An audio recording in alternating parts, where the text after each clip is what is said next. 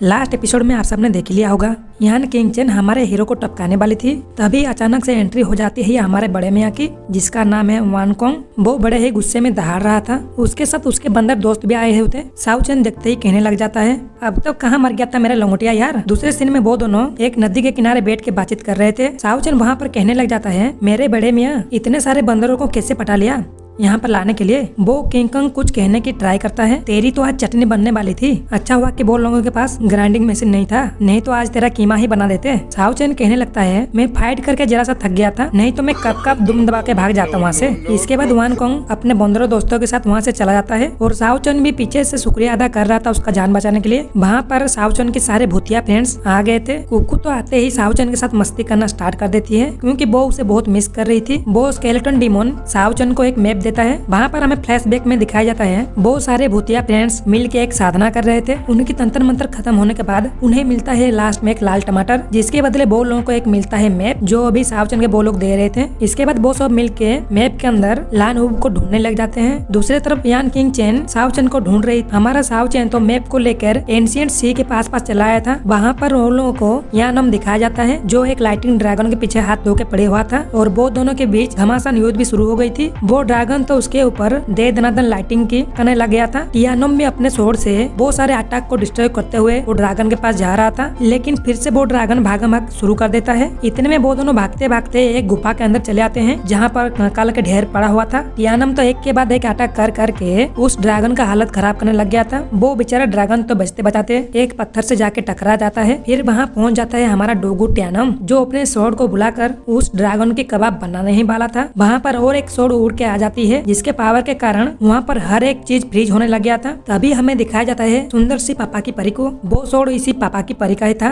Dragon तो उसे देखते ही उसके पीछे चली जाती है, क्योंकि वो उसी का ही पॉपेट थी, मतलब की पेट थी। पापा की परी अपने ड्रैगन को लेकर चुपचाप चली जाती है। उसके जाने के बाद ट्यानम गुस्से से लाल पीला होने लगा था, क्योंकि वो खुद को 30 मार खान समझ रहा था। लेकिन वो लड़की के आगे फुसकी बम निकला और वो भी चारों तरफ तबाही मचाते हुए वहाँ से चला जाता है। वहाँ पर एक पत्थर की टूटने के बाद एक पोर्टल दिखाई देता है, जहाँ पर एक बंदा कहने लग गया था, बस तू एक बार हाथ लग जा, तेरा चटनी तो मैं ही बनाऊंगा। इधर साउ चेन कहने लगा था वो ड्रैगन का भाग गया होगा, क्योंकि इसका स्पीड ऑर्डिनरी था। तभी उन्हें एक स्टोन दिखाई देता है। वहाँ पर वो सब भी भाग भाग के चले जाते हैं। उसी स्टोन पर येनजोंग आइलैंड लिखा गया था। इसे देखते ही साउ चेन कहने लग गया था, हालांकि मैं सच में यहाँ पर हूँ या ना कोई सपना देख रहा हूँ यार। फिर वो भागते भागते वही जगह पर आ जाते हैं जहाँ पर वो ड्रैगन की फाइट हुई थी। वहाँ पर पहुँचते ही एक डीमन नहीं मस्ती में लग गया था। वो एक खोपड़ी को लेकर अपने मुंडी पे घुसा देता है और अपने ही दोस्तों को डराने लग गया था। उनकी मस्ती में वो लोग एक बड़े से स्केलेटन पर टकरा जाते हैं, जिसके कारण वो सब टूटने लगता है। ये देखकर वो सब भी वहाँ से भागने लगे थे, कहीं यहाँ पर वो दब के ना मर जाए। तभी वहाँ पर एंट्री